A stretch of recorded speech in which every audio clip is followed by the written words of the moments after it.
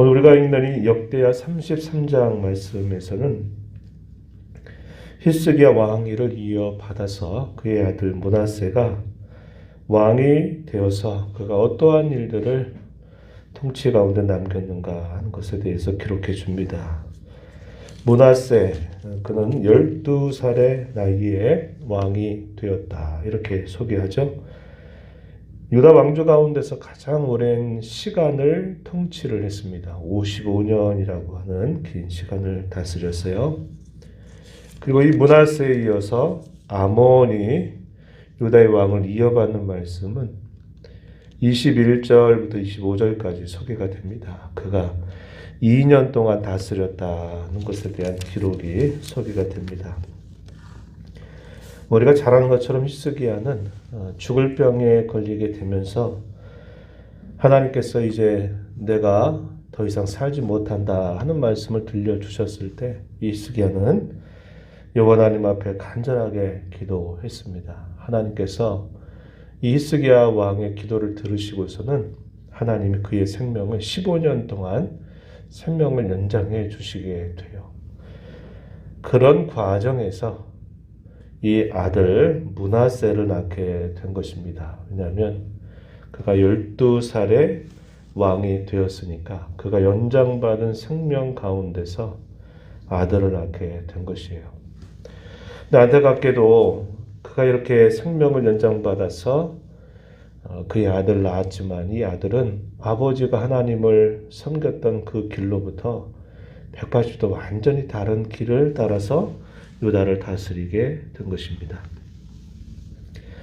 히스기야는 철저하게 선대의 잘못을 개혁하고 고쳐서 개혁을 철저하게 이루어내면서 또 유다 백성들을 평안하게 인도하는 일을 했지만은 이 므낫세는 아버지와 전혀 180도 다른 길을 걸어가게 되면서 여전히 그 아버지가 해놓았던 모든 좋은 것들을 다시 예전보다 더 악한 모습으로 바꾸어 놓는 악정을 행하게 된 것입니다.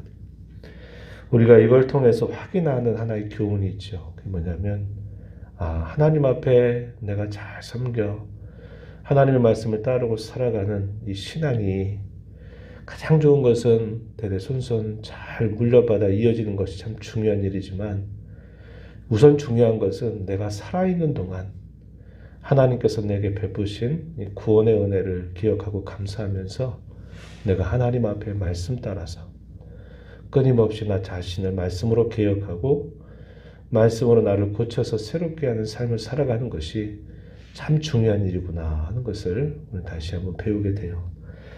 왕이 바뀌고 사랑이 바뀌면서 그 모든 일들이 다시 예전보다도 악한 모습으로 돌아가게 되는 것을 보는 일은 얼마나 안타까운 일이 되는지 모릅니다.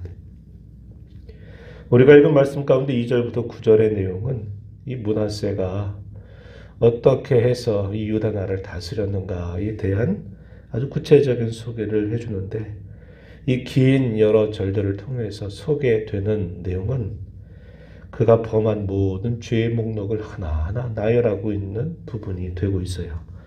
2절 한번 가서 보시면요. 여호와 보시기에 악을 행하여 여호와께서 이스라엘 자손 앞에서 쫓아내신 이방 사람들의 가증한 일을 본받았다. 이렇게 표현합니다. 여호와 보시기에 악을 행했다.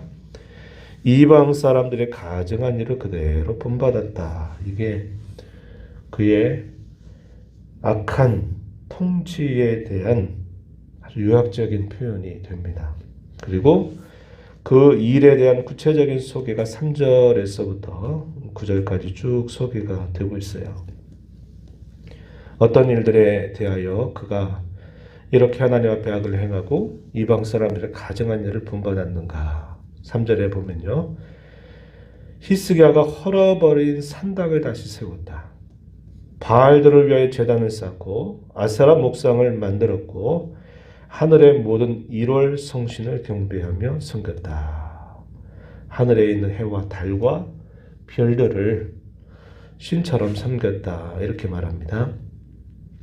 그것만 아니라 4절 끝에 보면 여호와의 전에 제단들을 쌓는데 이 제단들은 우상을 섬기기 위한 목적으로 쌓는 겁니다. 5절에 보면 여호와의 전 두 마당에 하늘의 1월 성신을 위하여 제단들을 쌓고 6절에 흰놈의 아들 골짜기에서는 아들들을 불 가운데로 지나가게 한다. 자식을 신을 위한 제물로 바치는 이 가증한 일조차도 행했다. 이렇게 말해줍니다. 그뿐만이 아니라 6절 중간에 보면 점을 치고요. 사술과 유수를 행하고 신접한 자의 박수를 다 신임해서 여호와 보시기에 악을 많이 행하여 여호와를 진노하게 하였다. 이렇게 말합니다.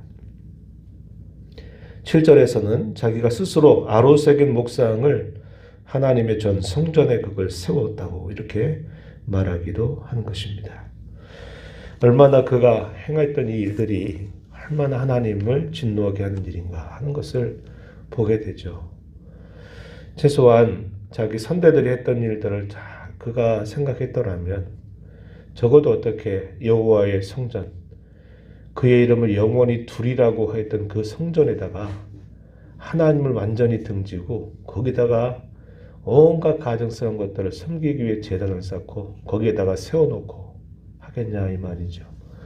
그래서 이러한 일이 당시 유다 나라를 그야말로 또다시 망국의 길로 접어들게 하는 결정적인 일이 됩니다. 그래서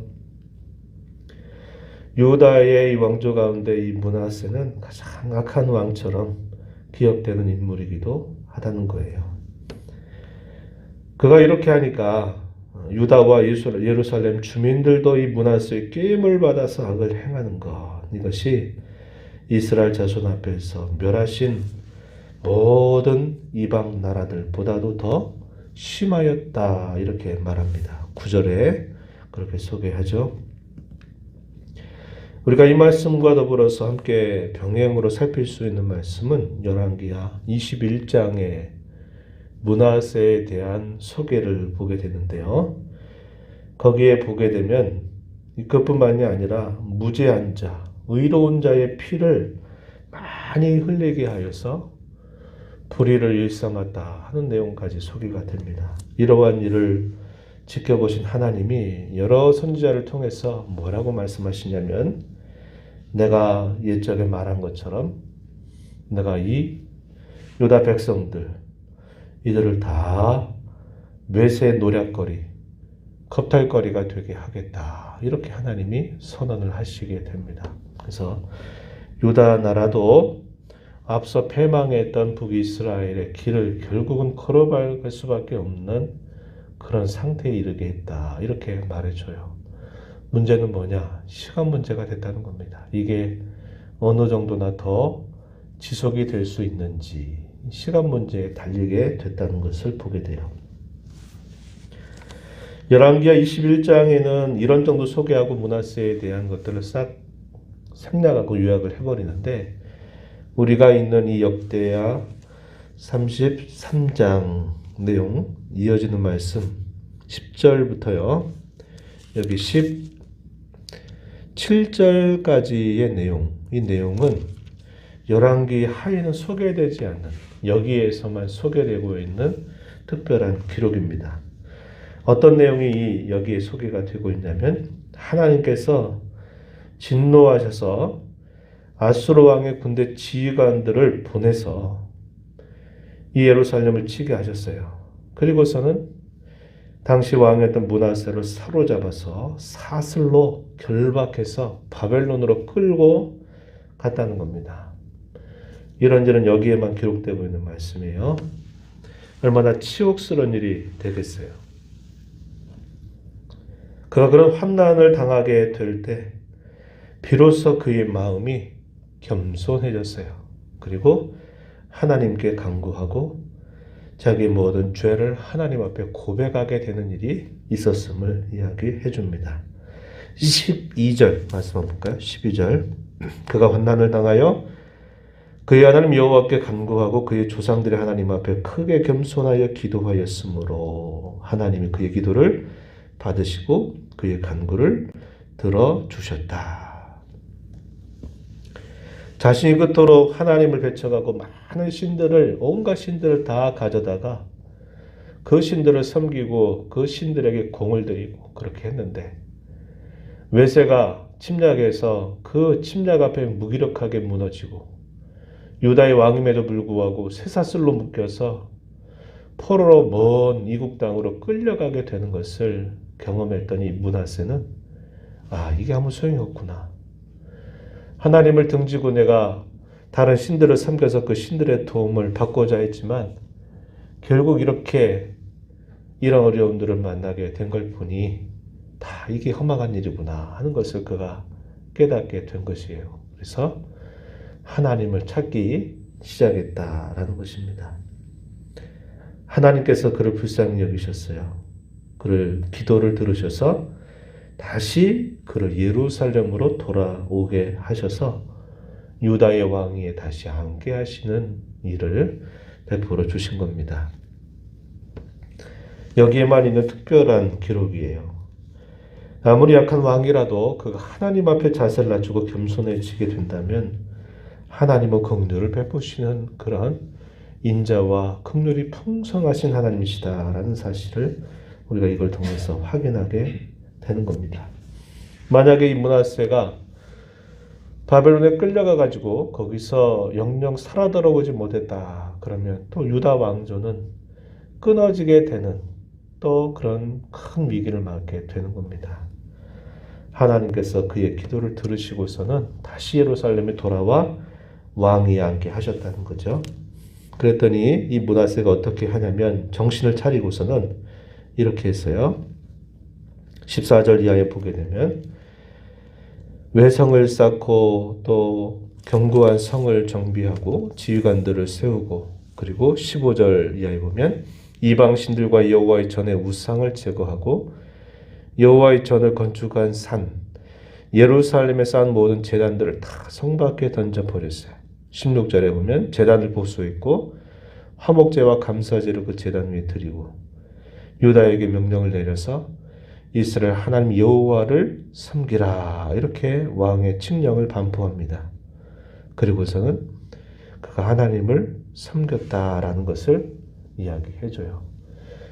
열왕기하에서는 기록되지 않은 특별한 기록이 주어지는데 그래도 이 므낫세의 삶을 보면 그가 가장 악한 왕으로서 참 나쁜 일 많이 했는데 그래도 그의 나중이 처음에 시작한 거에 비하면 처음에는 하나님을 완전히 배역하고 등을 지지만 나중에는 하나님 앞에 돌아서서 자기가 했던 일들을 다시 치우는 그런 일을 행했음을 보여줍니다. 그래서 처음보다는 나은 나중의 모습을 므낫세가 행했다 하는 것을 우리에게 잘 보여주고 있어요.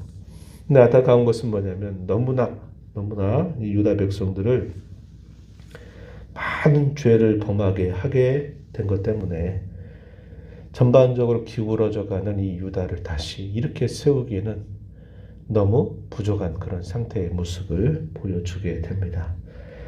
오늘 우리는 이 말씀을 보면서 초대에 나눴던 것처럼 내게 주어져서 내 평생 살아가는 동안 내가 하나님을 가까이 모시고 살아가는 것 내가 가장 힘을 기울여야 될 일이다 하는 것을 우리가 기억해야 되겠다 하는 겁니다. 앞선 시대의 영향들 그런 것들에 너무 매이지 말고 하나님께서 내게 주신 내게 머물게 하신 이 자리에 내가 있으면서 더 하나님을 가까이 모시고 섬기는 그 일에 우리 힘을 쏟는 자세를 가져야 되겠고 하나님 인자와 긍휼이 풍성하셔서 우리가 겸손하게 하나님 앞에 우리의 죄를 아뢰고 기도할 때마다 하나님은 우리에게 그 많으신 긍휼과 자비를 언제나 베풀어 주시는 분이시다. 이것을 우리가 배우게 됩니다. 늘 하나님의 이런 인자와 긍휼을 맛보면서 하나님을 잘 섬겨가는 저와 여러분이 되기를 진심으로 바랍니다. 하나님 아버지 감사합니다. 지난밤에도 주의 은혜로 잘 쉬게 하시고 이 새벽 시간에도 저희들을 깨워주셔서 찬양과 경배를 드리게 하시고 오늘도 저희가 주신 이 말씀을 또 듣게 하시고 말씀에 의지하여 기도하면서 이 하루를 시작하게 하심을 감사드립니다. 오늘 저희가 주신 이 말씀을 따라 저희에게 주어진 한 평생의 시간 동안 하나님을 가까이 모시고 섬기며 우리 자신을 개혁하고 우리의 잘못된 것들을 끊임없이 고쳐서 하나님을 가장 잘 섬기는 인생으로 저희들의 삶을 만들어 가도록 은혜를 베풀어 주시기를 바랍니다. 인자와 긍휼이 풍성하셔서 언제나 겸손히 하나님의 은혜를 구하는 자에게 하나님은 언제나 그 은혜를 베풀어 주시는 분이심을 배웁니다. 늘 하나님을 의지하여 주의 인자와 긍휼을 힘입어 살아가는 복된 삶이 되게 하여 주옵소서. 은혜의 보좌 앞에 나와서 아버지의 은혜를 구하는 모든 심령들의 간구를 기울여 주시고 응답해 주시길 바라며 예수님 이름으로 기도하옵나이다. 아멘.